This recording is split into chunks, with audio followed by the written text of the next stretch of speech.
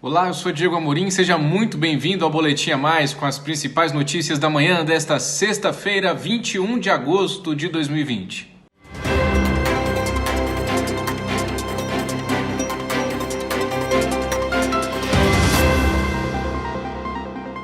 Começo com a informação de que o governo Jair Bolsonaro ainda tenta acalmar os ânimos lá no Senado Federal depois de uma semana tumultuada em razão daquele veto do Jair Bolsonaro aos reajustes de servidores, o veto que impedia esses reajustes para os profissionais que estão atuando na linha de frente da Covid-19 até dezembro de 2021. Vocês acompanharam tudo conosco, o Senado acabou derrubando esse veto por 42 votos a 30 na noite de quarta-feira e ontem, quinta-feira, os deputados então reverteram essa situação, mantendo o veto que havia sido feito por Jair Bolsonaro, mas toda essa história deixou cicatrizes ali no Senado Federal. O senador Eduardo Gomes, líder do governo no Congresso Nacional, conversou comigo agora há pouco pela manhã e me disse que está tentando acalmar os ânimos e trabalha para evitar que o Palácio do Planalto puna como forma de retaliação alguns desses senadores que acabaram votando para derrubar esse veto.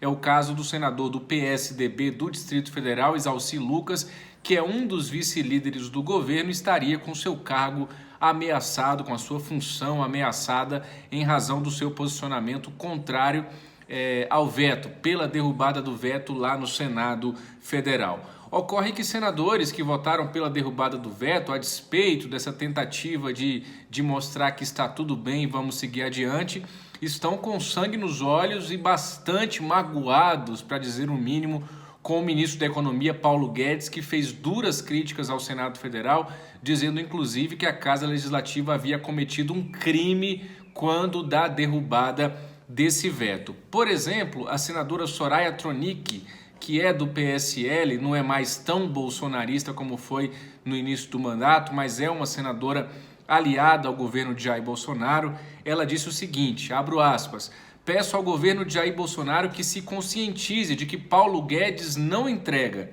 Está na hora de este senhor ranzinza e irresponsável ir para casa. O Brasil tem pressa, escreveu a senadora Soraya Tronic. Enquanto isso, a deputada bolsonarista, essa sim da base bastante de apoio do presidente Jair Bolsonaro, a Lê Silva, de Minas Gerais, não participou da votação de ontem lá na Câmara em relação a esse veto.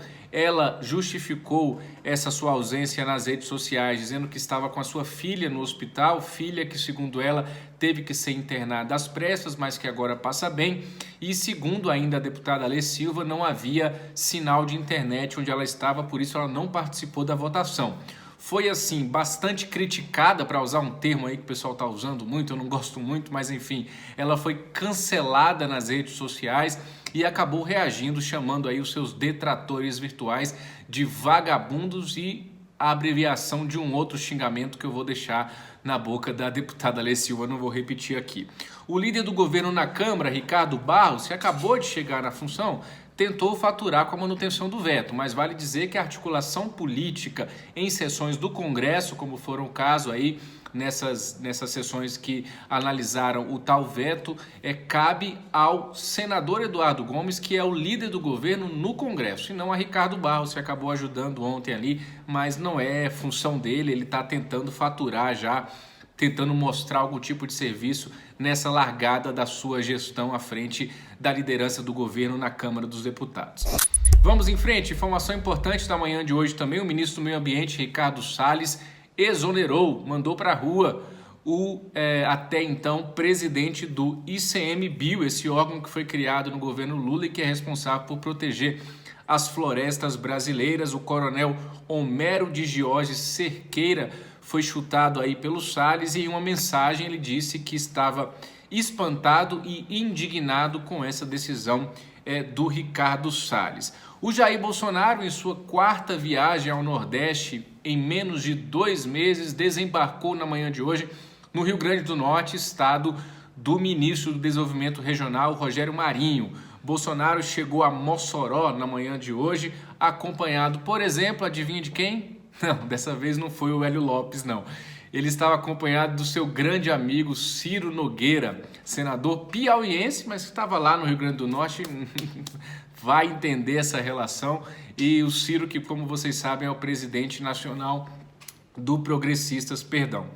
O Bolsonaro, no seu discurso, enalteceu essa sua sociedade com o Centrão. O presidente da República disse o seguinte, abro aspas, com o time que temos, sócios no bom sentido no parlamento, atingiremos nossos objetivos, fecho aspas, para Jair Bolsonaro. Vamos em frente, a Lava Jato em Curitiba denunciou 3 pessoas por suposta participação em um esquema de corrupção em contratos celebrados pela Petrobras para afretamento de navios da empresa dinamarquesa Maersk.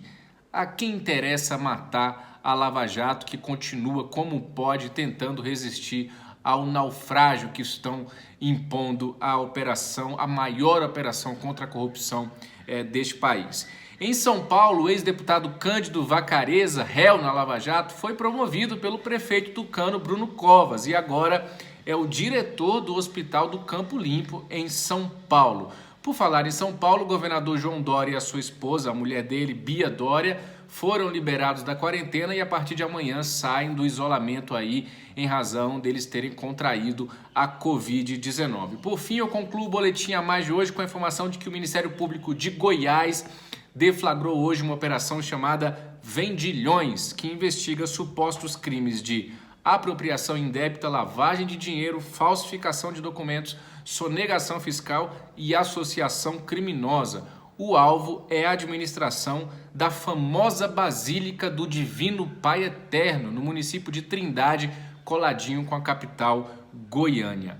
Continue acompanhando tudo conosco em antagonista.com, no nosso aplicativo A Mais. Você que ainda não é assinante, pode assinar o A Mais junto com a Cruzoé num combo aí, com condições especiais para você ficar ainda mais por dentro de tudo que acontece em Brasília, no Brasil e no mundo. Um grande abraço na medida do possível, aproveite seu fim de semana e até segunda-feira. Tchau!